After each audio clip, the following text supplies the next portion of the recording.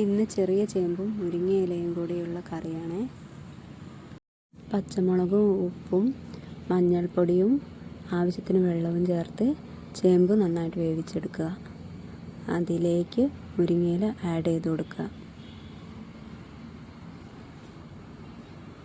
എന്നിട്ട് അത് നന്നായി ഇളക്കി യോജിപ്പിക്കുക. അടുപ്പത്ത് വെച്ചൊന്ന് നല്ലതുപോലെ ചൂടാക്കുക. അത്യാവശ്യം തിള വന്നതിന് ശേഷം അത് ഇറക്കി വെക്കുക. അതിനുശേഷം നമുക്ക് വറവിടാം. ഒരു ചട്ടി അടുപ്പത്ത് വെച്ച് അതിലേക്ക് വെളിച്ചെണ്ണ ഒഴിക്കുക. അതിലേക്ക് കുറച്ച് കടുക് ഇട്ട് കൊടുക്കുക. കടുക് പൊട്ടി വരുമ്പോൾ അതിലേക്ക് ചെറിയ ഉള്ളി ചെറുതായി അരിഞ്ഞത് ഇട്ട് കൊടുക്കുക. അതിനുശേഷം അത് നന്നായിട്ട് മൂത്ത് വരുന്നത് വരെ ബ്രൗൺ കളർ ആവണത് വരെ ഇളക്കി കൊടുക്കുക.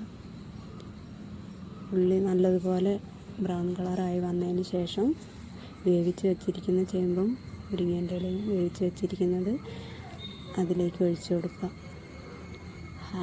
എന്താ മണം! ഇങ്ങനെ തീ ഓഫ് ചെയ്യുക. അപ്പോൾ നമ്മൾ ചെറുചേമ്പും മുരിങ്ങയിലയും ഇട്ടിട്ടുള്ള കറി റെഡിയായി.